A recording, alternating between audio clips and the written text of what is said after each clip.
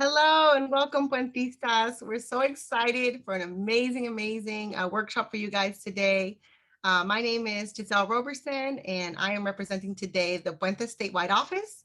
I'm here with some amazing colegas who are so excited to get to talk to you about their experience, here with their time at UC Berkeley and how that degree kind of took them to where they are today. Without it, I actually have some housekeeping things I wanted to talk to you about before we start.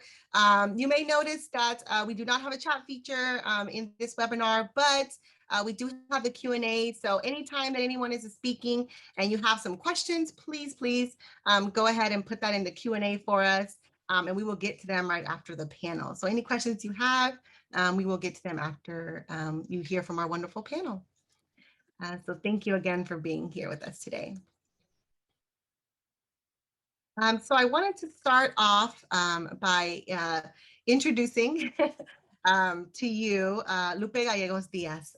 She is the director of Chicanx and Latinx Academic Student Development Department and the co-founder of the UC Chicanx and Latinx Alumni Association. She also, we talked a little bit earlier, holds many other titles, but also teaches actually on campus for the Chicano and Latinx culture and identities. She obviously serves on various leadership and advisory boards. She is so generous with her time, and work for you all and for all of our students. She earned her BS in sociology from Santa Clara University and got her master's actually from UC Berkeley in the School of Social Welfare. So help me in welcoming Mrs. Gallegos-Diaz. Thank you for being here today.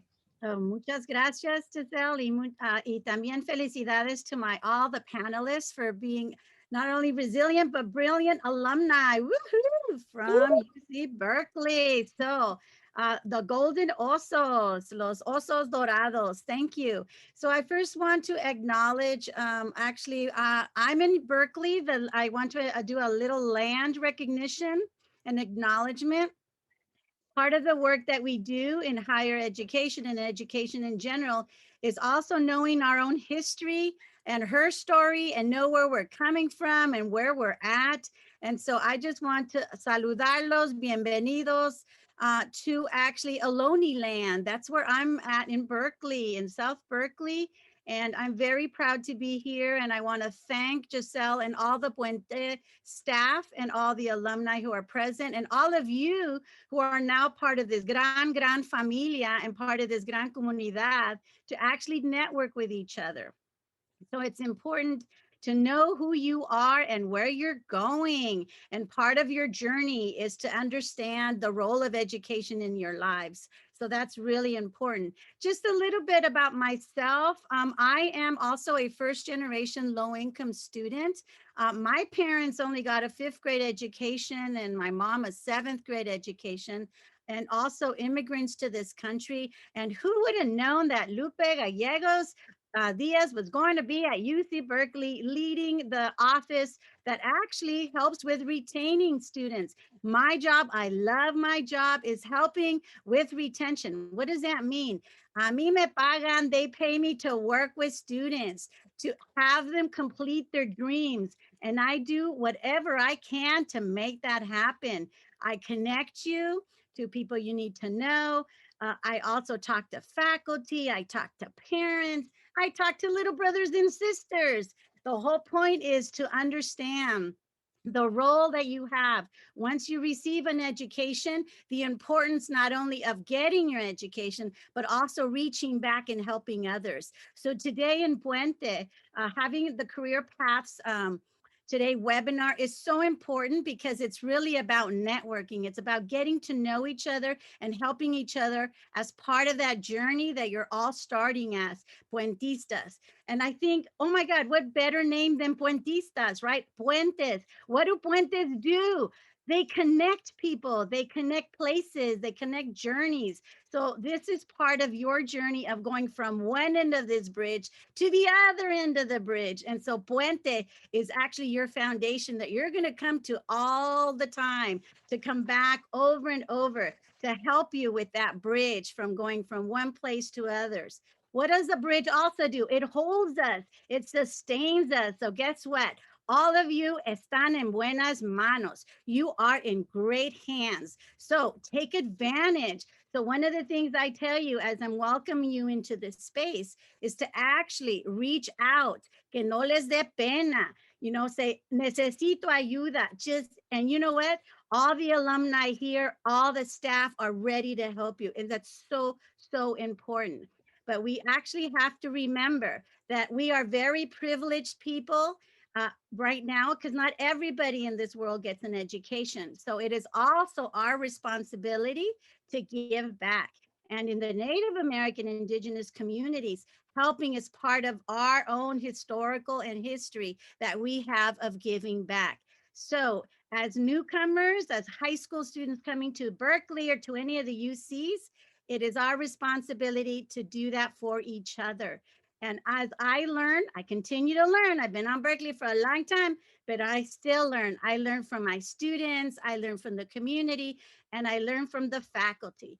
So les quiero dar las gracias for not only inviting me today, but you're going to hear from fabulous colleagues who have now completed a journey, and they're probably still doing other journeys because we never stop learning. So muchas gracias. I welcome you all to this space, and I'm going to hand it back to Giselle. Muchas gracias, Fernando, Marcelo. I know we have Erika and Marla here today who are part of this, and all the staff who has helped put this together.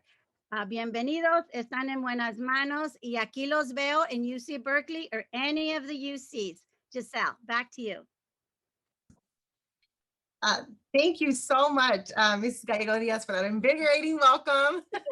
Puentizas, you heard it right. So when you're on campus, you better go look. They're like, where's Ms. Gallegos-Diaz's office? I need to go look for her. She said, call me anytime, right? It's true for all of us. Just like she said, you know, as you already know, we are here to support you, not only to get your education, but just like she mentioned, to reach back, right? To reach back to, once you get your education, to reach back. Okay, so with that said, I don't want to keep you from our wonderful, wonderful panel today. I'm just going to quickly introduce, we have amazing panelists today. We have Mrs. Erica Romero, who is the Assistant Vice President of State of Advocacy for Hispanic Association of Colleges and Universities. We have Dr. Marla Franco, who is the Assistant Vice Provost of Hispanic Serving Institution Initiatives at the University of Arizona, all the way from Arizona. Thank you, Dr. Franco, for being here with us. And then we have Mr. Fernando Valtierra, who's the college advisor for USC, currently at Cabrillo High School in Long Beach. So the weather is probably better over there for you than it is for us over here. And then last but not least, former Puentista in the house, right? Marcelo Quijano. Thank you so much for being here. Is currently as a student, a graduate student at the School of Education. So thank you all for being here today with us. We really, really appreciate it. Let me, sorry, give me 1 second. Oh, technical difficulties. Where are my controls? There we go. I'm sorry. There we go. Okay. Hello, welcome panelists. Once again, sorry, I had a little technical difficulty there, but we're moving on. So I would like to just ask each to kind of just start off with a little bit of your story, right? Our students are curious right now, you know, they're sitting in their high school classrooms or college classrooms, right? Trying to think about what's the next step? What is it going to look like for me? You know, curious. So we want to kind of hear from you. What was it like for you sitting in that seat and how you got to where you are today? And I think we'll start, let's start with Fernando, Mr. Valtierra, please. Go ahead and tell us a little bit about your journey. Hello, everybody. My name is Fernando Valtierra. I am from East Los Angeles. I went to Garfield High School. I went to East Los Angeles College. And from there, I transferred to UC Berkeley. And later this fall, I will be pursuing my master's degree in college counseling. So my educational journey is crazy because I had a lot of twists and turns during my time. As a teenager, there was a lot of gang violence in the neighborhood where I grew up in.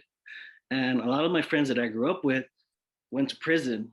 And I kind of took a step back and kind of was like tripping on like, whoa, like a lot of people that I grew up with, they're like in prison.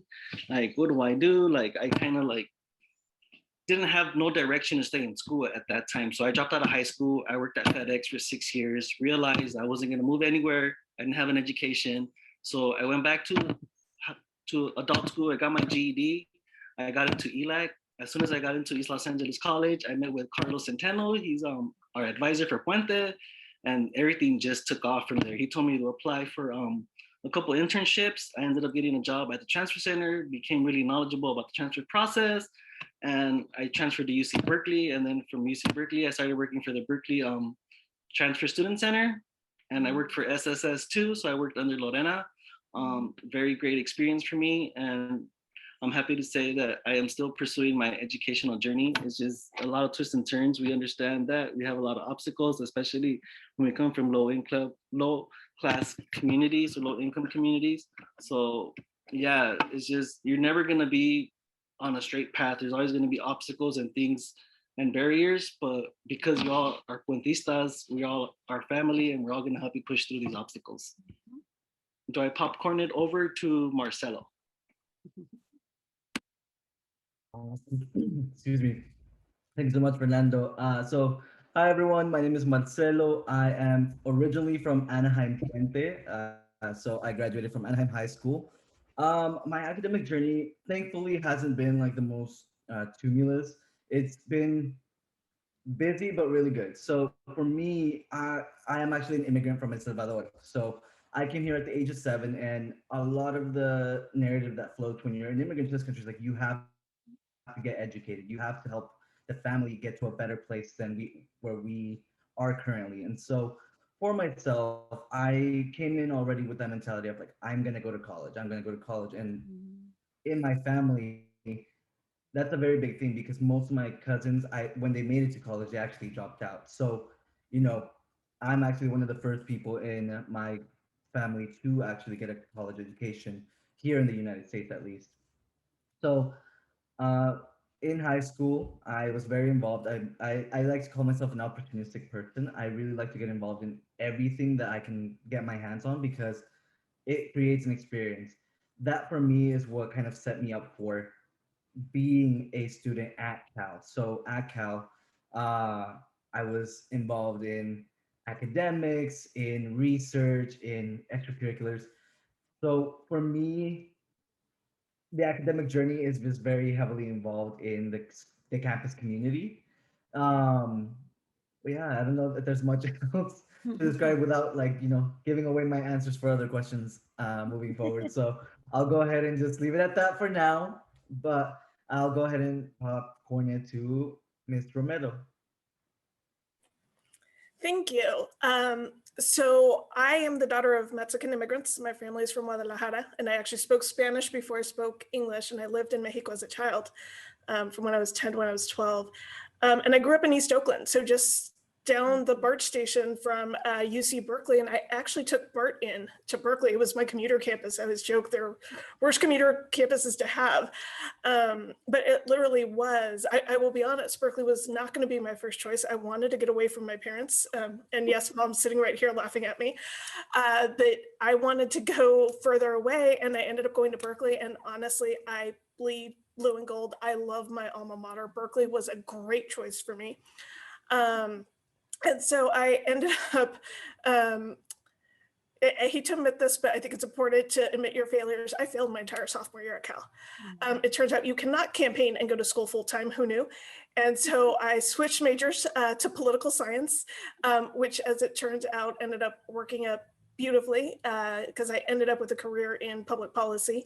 And I hold a master's degree in public policy from the Harvard Kennedy School. And so one of the things I always tell students is, right, if this daughter of Mexican immigrants who failed an entire year at Cal can go on to Harvard, your GPA does not define you. I encourage you all not to fail an entire year, but right, we all have those moments. And so it means you have to work a little bit harder to make life happen. But there are gonna be challenges along the way, and just make the best of what you have. And I will popcorn it over to Dr. Franco. Great, thank you so much. It's certainly a privilege to be here and amongst just some great talent that have gone about, very unique educational journeys themselves. So I did my undergrad at UC Berkeley and went on to then do a master's at Cal State Long Beach, and then ultimately a PhD at Azusa Pacific University. I'm originally from Southern California, although today I live in the state of Arizona and work at the University of Arizona. I myself am a first-generation college graduate, and I often kind of tease myself and others that I guess I liked school so much that I did it like 3 times. So I was perhaps maybe a glutton for punishment or opportunity, however you'd like to see it. But for me, my educational journey certainly was one that took me away from home. So living in Southern California, born and raised, I did have some family out in the Bay Area or in Central California and northern parts of California. But for me, it was also about having a conversation and also just part of the transition experience to UC Berkeley and doing well in school while I was there was also about being away from my family. But thankfully, I think, being able to make those visits back home during holidays and special occasions and letter writing and phone calls really helped, I think, maintain a sense of connection to where I was rooted and to the people that really, helped support me, which was my family. I drew a lot of strength from them always, including my college experience. I think for me, one of the things that I wanted to share, though, that was perhaps part of my journey right before going to college that I think is important is a conversation that I still vividly remember having to this day. But I was sitting with one of the college counselors at my high school, and I felt very prepared, certainly for a school like UC Berkeley. But I remember vividly sitting in her office and we were having a conversation about what my options were and where I would be applying. And while I wasn't necessarily like a 4.0 student, like I didn't have bad grades either. And I did qualify to apply. And I remember her asking me or telling me or recommending that I have backup schools to apply to. And when I heard that, what I heard was, you can't do this. You're not good enough. You might not belong there. And luckily for me, I don't take no for an answer very well. So I think that stubborn streak kind of worked to my advantage. And I applied and I got in and I went there and I graduated from there. So I share that part of my story to tell you that if you want this, you can have it. And there's lots of people that are joining you today that are thinking about you, that are encouraging you and will be available to support you on your journey. Thank you, everyone.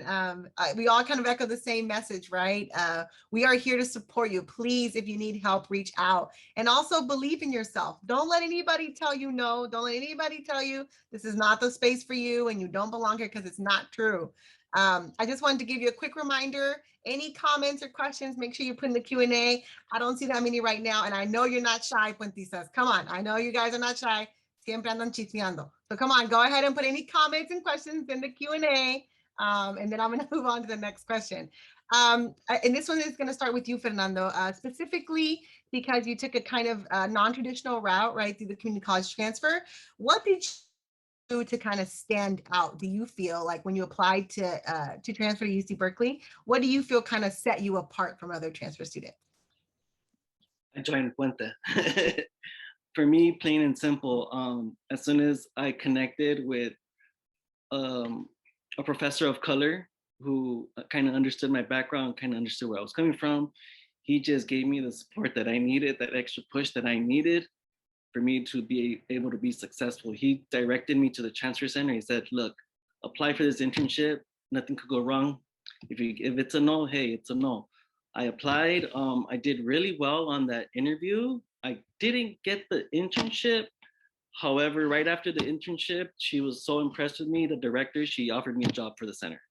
And it was basically because like I was already participating in whatever programs the transfer center was offering. And I was just bringing up all these opportunities that they did and how I participated in them. And she was all like, you're the type of student that we need to assist our students here.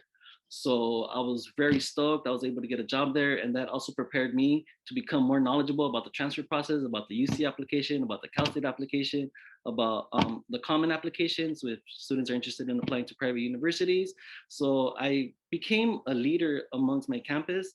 I also became the vice president of the Puente club that we had going on at East Los Angeles College. So I'm like very Puente through and through and through.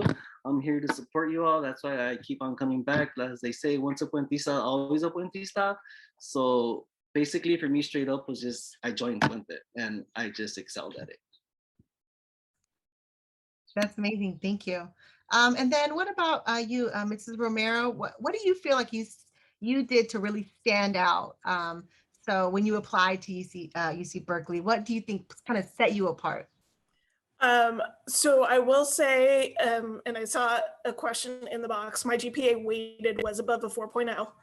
I also, by the time I graduated high school, spoke 4 different languages. So I spoke Spanish, English, French, and Russian. And I had been in 13 clubs and president of 5 of them. So it was literally like everything I could do, I did do. And I was privileged because I did not have to work. Even though we were not wealthy, my parents also didn't need me to have an income, right? So that allowed me to participate in all the other clubs. So take advantage of everything that your high school offers to you.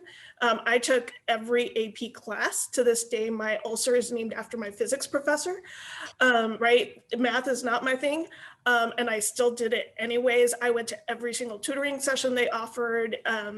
That poor man was my best friend. Every free period I had, I was in his office doing physics. And so just take advantage of everything that your high school has to offer, and make sure when you're listing everything, you include all those extracurriculars. And if, unlike me, you do have to work, make sure they know that, right? Because they will take that into consideration. Definitely start. And we encourage all our participants, you already know that, to keep a record of every little thing you do, every certificate you earn, all your community service hours, all that's going to count when it comes time to apply. So thank you, you're right. Dr. Franco, next question will be for you. If you can think back to your time at UC Berkeley, can you just share maybe one of the greatest moments you had at Cal, or that just kind of when you look back now thinking, wow, that really like made my experience so much richer and better to be there? Yeah, absolutely. I mean, there's actually 2 very, I think, experiences that still hold true for me and that I hold close to the experience that I look back to today.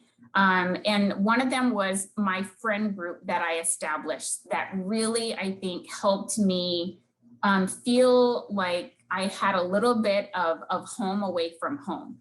So if you recall, I was very, very far from home and attending UC Berkeley. And it was a friend group that I had established, and I'll, be honest, it was about identifying other students of color that really I could feel a sense of closeness and comfort from their background experiences that I could connect with, that I found familiarity with. And so I had this friend group for many years at UC Berkeley, and still in touch with some of them today. I mean, one is a doctor out in the Central Valley, and is someone that I still remain connected to and engage with from family to family. So my friend group that I established was really, really important, right? So getting to know other students that you go to college with is really important, because there's not just kind of the social aspect, which I think is a really important piece, but also like we would study together, or we would support one another and encourage one another. We would cook for each other. We would help each other out when we were kind of, in challenging spots, either financially or like socially or with our families. And so we really do a lot of sources of support. So that was really, really important for me. And I think the other thing is, when I look back on some of the faculty that I had, there were certainly like some faculty of color. I'll just never forget this one time. I mean, I think it was maybe a Chicano studies course. And the faculty really kind of had us engage in a project where we got to bring our culture into the classroom. And there's many courses that I do not remember much about at UC Berkeley, but there are some that really stay vivid in my memory. And when I think back, I just think about how empowering that was, how it really even helped me learn more about my own culture and learn more about who I am and where I come from, and had the opportunity as well to learn about other students' background and their cultures. So those really kind of were the two memories that I just wanted to share that I think were pretty meaningful and still stay pretty vivid in my mind these days.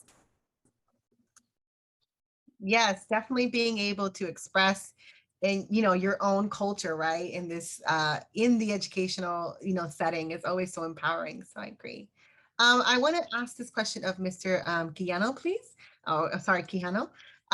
So just tell us a little bit of your, you know, kind of your greatest moments, or like a memory you still have of all your wonderful times. I know it must be hard. You probably have many, but just one or two that really stand out to you. Yeah, thankfully, because I just recently graduated, so they're still very fresh in my mind. One memory, of course, is very much like Dr. Franco. With my friends, I joined different organizations, primarily ones that were QTPOC oriented. And for anyone who doesn't understand what that means, it's queer, trans, people of color. And so for me, I joined a lot of these organizations that really allowed me to learn a little bit, not only about myself, but learn a little bit more about the world at large and who makes up the world that we live in. You know, it's not just a black and white situation where it's all just one or the other. It's like there's multiple people that on the spectrum of identities, personalities, characteristics. So that is one of the great memories that I have. But because it was already covered, you know, how impactful friends can be in your memories. Actually, another one I wanted to talk about is actually just being a Berkeley student in general. And it sounds like a little bit of a cop-out answer, but what I mean by this is like you have such abundant opportunity as a student to experience things that not everyone in the world can. For me in particular, it's the classes I took. The classes I took at Berkeley, I actually double majored in anthropology and integrated biology. So my classes were very diverse in what I did, but what made them so impactful, and the one that stands out to me the most, is my study abroad class in Peru. So I went to Peru. I actually worked for 6 weeks as an archaeologist. I got to be in, ancient Incan lands, and I got to excavate canals, walkways. Got to see all this wonderful like architecture and history that I, as a student, never thought I would get the opportunity to do. Like as a 20-year-old being in another country, I was given the responsibility to excavate these lands. Like some people work their whole life to be able to get one opportunity like that. So to think of the fact that I, as a student, got that in my as a 20-year-old, like absolutely blew my mind. So like my greatest absolute memory from my time at Berkeley is being able to take those opportunities and do things that no other people can really say they've done. Like, I'm sorry, this is just like a little bit more of a flex, but like I have been in the same room as Tim White, who is like a world-renowned paleoanthropologist, and I've gotten to hold one of like the one of a kind like hominid skulls. I've gotten to be in the same room and look at them directly. So for me to think of that as like something that I can say I've done, it just brings me so much pride and so much like excitement, you know? So I think that like the experiences that Berkeley provided to me are all greatest experiences. It's hard to pick one, but that definitely is the one that narrows it down. Thank you. Definitely, right? Exposure to things you could never imagine, right? So I love that. Thank you. I'm going to move on to Mrs. Romero. I know you kind of mentioned earlier that you had some troubles, you had some challenges when you were at UC Berkeley. So that's kind of our next question. And we had someone in the chat actually ask, what happens when you lose your motivation, and how did you get through that? So I'm sure, failing sophomore year was hard for you, and you might have lost a little bit of motivation. How did you get through that tough time? So I always say that I was lucky to do AP twice, advanced placement in high school and then academic probation at Cal. I'm an overachiever that way, and it's funny because at Cal, they make you take a class if you fail your classes. And they're like, so what went wrong? And, it's Berkeley, so a lot of the answers were drugs. And then they get to me and I'm like, I campaign full time. And they're like, no, seriously? And I'm like, no, seriously, I campaign full time. I was on a campaign. I thought it was a good idea. It was important to me for its mission. And I lost focus on Berkeley. And so after about the second class, they're like, okay, you can stop doing these classes and never do that again. And just, you know, I did actually have to explain that as I was applying to a master's degree. But right, it's a little disheartening when you're surrounded by lots of really smart people to suddenly realize you failed an entire year of your life. So for me, thankfully, I am one of those self-motivators, and I'm like, okay, you cannot be an idiot. You're still graduating at 4. This is gonna happen one way or another. So I did summer school every single summer after that. My last year, I had to do physics for poets, and talk about being like feeling stupid. It's called physics for poets, and I still needed tutoring. Science cannot stress this enough, not my thing. So and this is the one thing about Berkeley, I love my alma mater, but right, unlike a small campus where everybody knows your name, at Berkeley, if you weren't willing to go figure out where the tutoring was, you were just out of luck. Nobody is out there looking for you in a campus of 26,000 students. And so I had to go figure out where every tutoring session was. And I literally showed up to every single Physics for Poets tutoring session until the day they're like, you passed the class. I'm like, yes, I'm done. And I still graduated at 4, right? But it is at a place like Berkeley, you have to have those friend support groups. You have to be somewhat self-motivated to go find the help, because it's, you know, when I wasn't doing that great in stats at Harvard, they literally called me and they're like, we just saw your midterm score. You don't do stats well, we're sending you for tutoring, right? Berkeley did not call me. So it does take that sort of different personality, which is the one thing as you're thinking about which campus you're going to do well. If you're not the type who's going to go find your own tutoring, you might want to pick that smaller campus where they're calling you and telling you you're not doing that great. But yeah, it's definitely a challenge, and it's my friends getting me through, and then realizing that your Cal Grant runs out in 4. So I was going to graduate in 4 no matter what happened. Yeah, definitely having that monetary motivation, right, attached to it has a different feel. Thank you for that. So Mr. Valtierra, same kind of question, kind of challenges you had at Cal, but someone in the chat, one of our wonderful princesses, asked about culture shock. So I don't know if you experienced that, if that was a challenge for you when you came to UC Berkeley, and if it was, how did you overcome it? Yes, I definitely experienced culture shock coming from East Los Angeles, going all the way to the Bay Area. This is a big transition. I thought I was gonna be like, I got this, like, you know, I've been through a lot before, this is gonna be easy. And to be honest, the transition was difficult for me. Leaving my family, leaving my friends, leaving everything that I knew, just to start out somewhere fresh where I really don't know nobody is pretty difficult for me. Because I'm pretty like a homebody. I like being at home. I'm really close to my family. I'm really close to my friends. I don't have too many, but I'm really close to them. So it was difficult for me going up there. It was definitely a tough transition, but I was able to pull through. I found community by applying for a job. I was able to work at the Berkeley Transfer Center.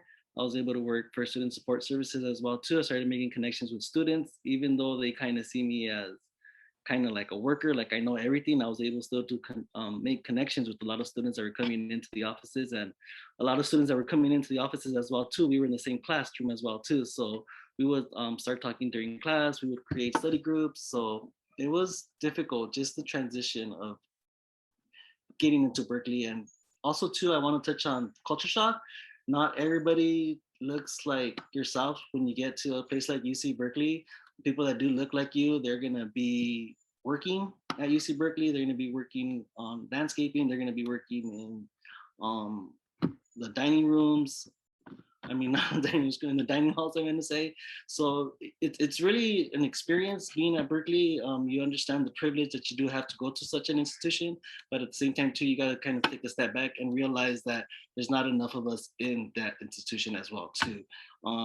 Also too, one thing that I really noticed a lot too is that the numbers or the percentage of African Americans that attend Berkeley is very, very, very low. And that's one thing that I really experienced. I noticed, I took a step back. Also too, before I got to Berkeley, it was really like the school you wanted to go to. It had all the bells, all the whistles. It was just, it was a school to be at. And when you get there and you start talking to people and learning about people's experience, you're like, whoa, like I just pulled the curtain and I just seen all the skull and bones that this school really has. So it's really an eye opener when you do get there as a student. I think the only students that have been there would understand. I can't really explain it to you. You actually have to be a student here to understand what goes on in this institution. Right, thank you.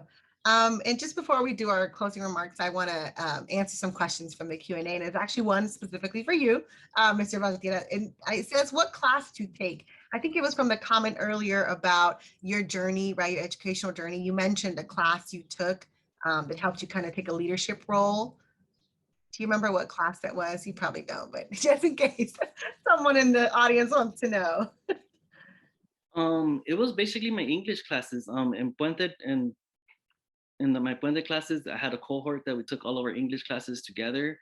That really, I formed connections with like-minded people that wanted to transfer to universities.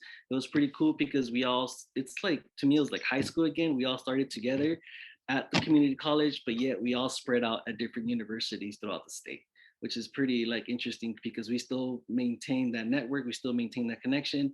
Every time there's a Puente meeting, people just pop up and be like, hey, how you doing? We constantly want to give back because of how much this program has given to us. So I always say I want to pay it back, but my advisor says, no, pay it forward. So here we are paying it forward. Right. And then just more specific questions, and anyone can just answer if you like. If anybody experienced, any scholarships, one of the questions is, if anybody got any scholarships straight out of high school, if you did, how did you go about that process? Marcelo, go ahead. Mr. Quijano. Yeah, so for me, one of the distinct pleasures that I had, and like to this day, I still kind of like, I'm very proud of it, is that I was able to go to Berkeley without paying a single dime out of pocket. My family is, I come from a single income household. And so for me, having to school paid for me was like the biggest motivator, like during my last senior year of high school. So for me, I applied for various scholarships. One of the easiest ones that I recommend you all applying to is the Burger King scholarship. That one, I believe, is just you put in information about your academic journey. You don't even have to write an essay, and then they give you $1,000 right off the bat. And the one that I am most proud of, and it's just going off the question, is the Disney scholarship. So my mom, she has been working at Disney for over 11 years, and Disney offers scholarships for the kids of their employees. And so I went ahead and applied. And much to my surprise, actually, this is really cool. The person that I had be my recommender or my reference was Miss King, my Puente teacher. She honestly, be best friends with your Puente teachers. Like, they are so amazing, and they will write the best recommendation letters you will ever read. Trust me on this. Um, she wrote my recommendation letter literally in the day that it was due. I don't know how, but like, okay, actually, I do know how. I was very much procrastinating on the scholarship, and I told her the day of. I was like, "Hi, this is gonna do at midnight. Any chance you could write a letter for me?" And she wrote it.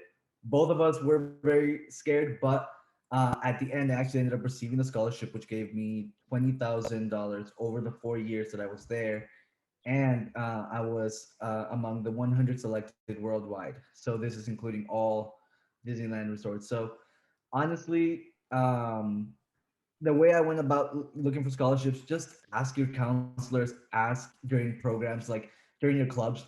Every single organization you're a part of will give you a link or a resource to a scholarship.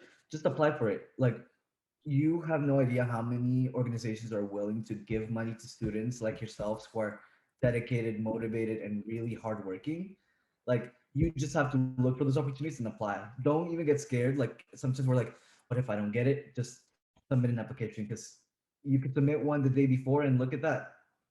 You end up being selected among a large pool of applicants, and you would have never have gotten that if you had never taken the opportunity. So I hope that answers that question a little bit. Yes, I think it definitely does. Another one, or kind of two, we got in the chat was about imposter syndrome. We hear this a lot, right, in academia. Did anybody like you develop imposter syndrome while you were at Cal? And if you did, how did you kind of navigate through that? I'll go ahead and share a little bit. I think that, absolutely it was part of, what I felt, particularly in year one, I would say, where things are just very new and you don't know a lot of people and you're really trying to kind of get like a lay of the land, a lay of the campus, and you're just trying to figure things out. So there were absolutely, moments throughout the whole experience where I doubted myself. I think someone had mentioned earlier, I think at my high school, I felt like, oh, I'm pretty bright, like I'm making good grades. And then, I feel like, the best of the best and the brightest students, so many of us have made our way to UC Berkeley, and you're on a campus like just full of like brilliant students. And all of a sudden you kind of don't always feel so brilliant, right? So, it absolutely, I think some of that self-doubt kind of creeps into your mind. But I think it really is important, for you to remember, two things. And I think that, if you got there and you had those grades, you've already made your case and they have selected you to be there and you deserve to be there. So where you're at, if UC Berkeley is your place and you're there, you absolutely deserve to be there. So you take it, you own it, and you make it your own experience. I think also too, one of the things that we have to be really mindful of when we talk about the notion of imposter syndrome is that there are systems and structures that are designed to make people feel, to make people like us feel like we don't belong. So some of that self-doubt is less really of a reflection of how we think about ourselves, and it's more a reflection on the systems and structures and institutions out there and how they're not quite oriented yet to these days to really know how to support students of color, first gen, low income students. So that's kind of more something for, I think, our institutions to be doing a better job at. And having been out of Berkeley a while, it doesn't stop. I think once you get through the college, right? I will never forget, here I am, I went to Berkeley, I went to Harvard, right? I was a White House appointee and I'm at a conference for education. And we're talking about higher ed and Latino issues. And they're like, you would have been handy this morning. And I'm like, this is awesome. Like they appreciate my talents. And they're like, we couldn't understand the maid. And it's this, you need a woman who went to Berkeley and Harvard to understand your, like, it's not even related, right? And it's that minute where you're like, okay, what the hell just happened? So I think it's also owning our spaces, right? And some of it is you kind of have to feel braver than you are sometimes, right? And it is being a smart ass and looking at her like, did you try hand signals? I don't know what to do for you, right? But I think it doesn't stop once we hit Berkeley. You will always have that minute of self-doubt. And it really is, sometimes they do it to you. So it's just reminding yourself that you absolutely belong there. Definitely, thank you. Okay, we're just gonna take maybe 2 questions from the chat. Did your parents ever argue with you about your decision to go to college? This is a good one.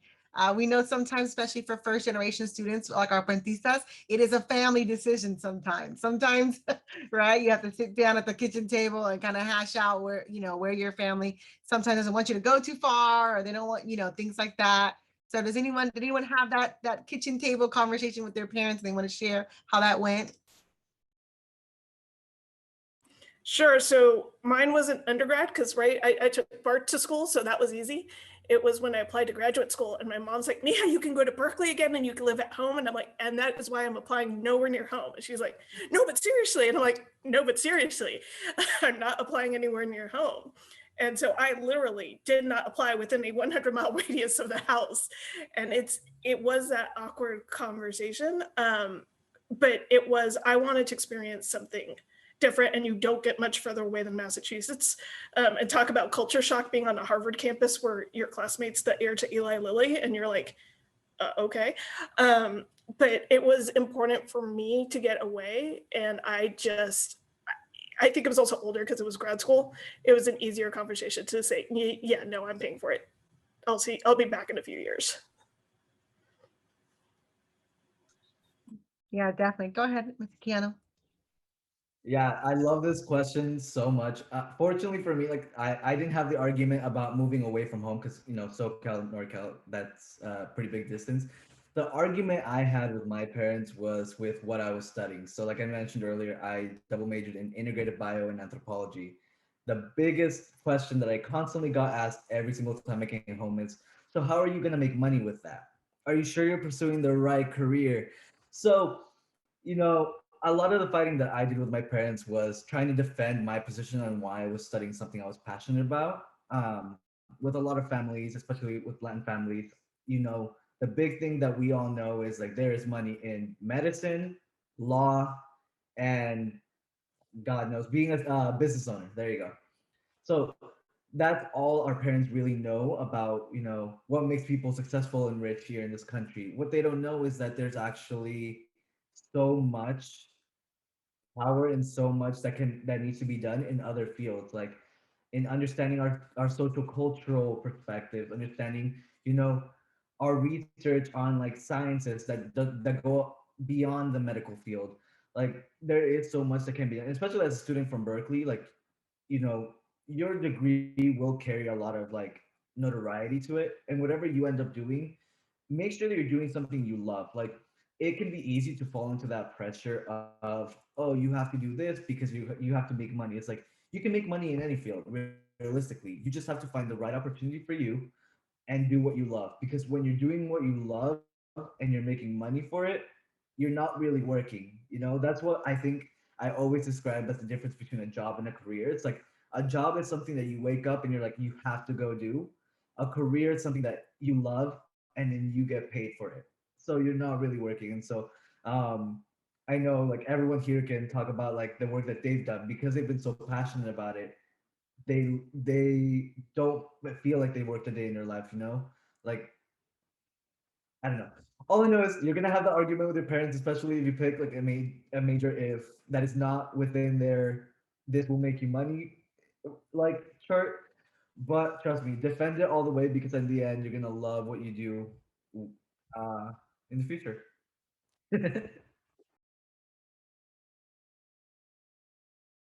Yes, thank you. Let me take the last question. Do you guys feel satisfied with where you are in your lives right now? Given the opportunity you had at Cal, are you satisfied with your career as it is now? Yeah, I'll go ahead and share a little bit. I think absolutely, it's been pretty an amazing journey. I've had the opportunity to work in higher education for a little over 20 years now in 2 different states, California and Arizona. And, now I'm at the point in my career where kind of along the lines of what Marcelo said, I am energized by what I do, right? I wake up early and go to bed incredibly late and spend too many hours working, but it's because I just have so much heart for what I do.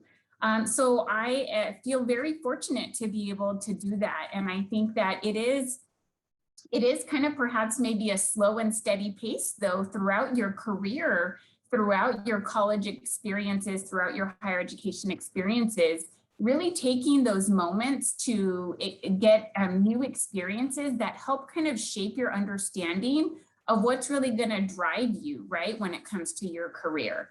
And so along the way, not just at UC Berkeley, but at the other institutions I've also attended along the way, each of those educational experiences just helped me further refine like what my passions are and what I want to commit myself to doing for my profession. And so I absolutely, do feel fulfilled. I mean, I think one of the things that is most fulfilling for me, I currently serve as the Assistant Vice Provost for Hispanic Serving Institution Initiatives at the University of Arizona. So my job is actually to make sure that people like me and the colleagues around who are serving as panelists have access to the university I work at when they get there, that they feel a sense of belonging, that there are faculty there who look like them and affirm them both in and outside of the classroom, that there are amazing professionals like Lupe who also work at our institution, who provide warm, welcoming, and affirmative spaces for our students that honor who they are, and that our students graduate and that they're supported through degree attainment, right? So the fact that I get to do that for a job, I can't help but think of the younger version of myself, and I'm supporting that younger version of myself to make it through because I believe in her. And I think about the families who are connected to college students now, right, who are making their journeys. And I think about the generations of students who have yet to come and making sure that our institutions are ready for them. So yes, there's a dimension where you have to ready yourself for college, but there are a lot of us out there that are making sure that where you go to study, that we're ready for you. That's right. Thank you, Dr. for myself. And since you mentioned your younger self, we'll get to our last closing remarks. Any advice you have for your younger self, or any advice that you would give your younger self to kind of better prepare, right, to be a student at Berkeley? Dr. Franco. That question is for you. Like, since you already mentioned talking about your younger self, I figured we'll start with you. Yeah, I mean, I think, it's along the lines of what others maybe have mentioned earlier, but it's kind of preparing yourself and feeling perhaps a level of comfort for asking for support, right? So regardless of where you end up going to college, UC Berkeley or elsewhere, these are very, large environments. They're not like your high school size, or maybe not like your community college size per se. And so I think, being your advocate, I think is a really important role that you need to play for yourself. And that's important both when you go to college and even in the workplace and throughout your career and family dynamics. So kind of being the best advocate that you can for yourself to communicate what your needs are. And just know, I mean, I think that I probably as an undergraduate felt very timid about reaching out. I saw it perhaps maybe as a sign of weakness or vulnerability. And it's really not till you go through some of those really challenging experiences, like failing a course, which I did do in my first semester at UC Berkeley. And I still remember like being in tears, calling my mom, calling my grandmother. But you've got to be your best advocate, and it's not a sign of weakness. It's actually a sign of strength. It's a sign of strength in the workplace. It's a sign of strength in friendships and relationships that you have as adults. So it's absolutely not a weakness, but I think getting yourself used to doing that more often and not feeling inhibited to reach out and ask for what you need is really important. Definitely vital to surviving, right? Mr. Valtierra, any advice you want to give your younger self? Because they're out there. We have over 100 Puentistas out there, right? They represent a little bit of all of everyone we talked about on the panel. So what advice would you give your younger self? Myself, I would say do not procrastinate, stay in school and keep on pursuing your education, really, because what happened to me is I ended up in a job where I knew I wasn't going to do anything. And guess what? I ended up back in school. So if I could tell myself, just stick it out, get it out, stay in school, surround yourself with like-minded people that have goals. I was not fortunate to have friends that had like-minded goals the way I would. I took a step back and kind of looked around at my friends. I'm like, wow, nobody has an education. Nobody has a bachelor's degree. I'm actually going to be like the first one from my friends to actually have a bachelor's degree. So I got tired of being a statistic of Latino males not having an education. And I decided to flip that statistic around and actually put myself on this side of the statistic of a Latino male that does have an education from UC Berkeley. So I would like to say to you all, do not procrastinate, stay in school, no, keep on surrounding yourself with like-minded people. Definitely. Mrs. Romero, any advice to your younger self? Something I still struggle with to this day, and now it's work-life balance, but school-life balance, right? And I spent too much time campaigning and failed that sophomore year at Cal, not a good idea, right? But even today, I make sure that I find time to exercise, or when we're not in a pandemic, go out and eat dinner with friends that is not about work. You have to, right? Being the first and being among the few Latinos at a UC Berkeley or Harvard or wherever you are is a challenge, but you also have to enjoy that moment. And I think sometimes we are so stressed about making sure we get through, we forget to actually enjoy it all. So work hard, but enjoy it, and make sure you're taking care of yourselves. And just one last thing, because my employer would kill me if I didn't mention this, please make sure you check out our website, hacu.net, for our scholarships as well as our paid internship programs. So make sure you take advantage of the opportunity.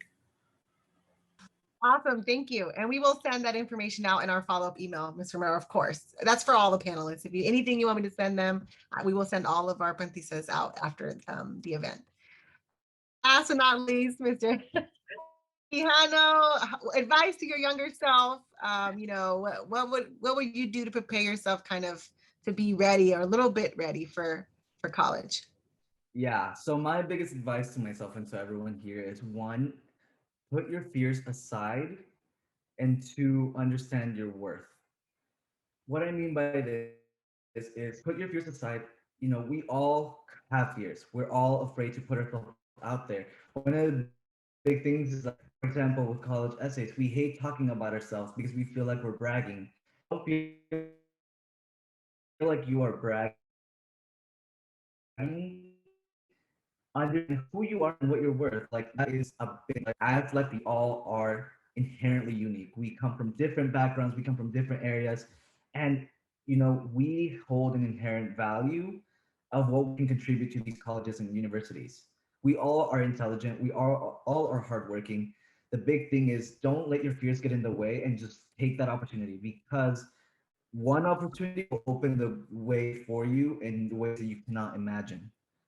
And trust me, speaking from experience, like, just take that leap and you will not regret it.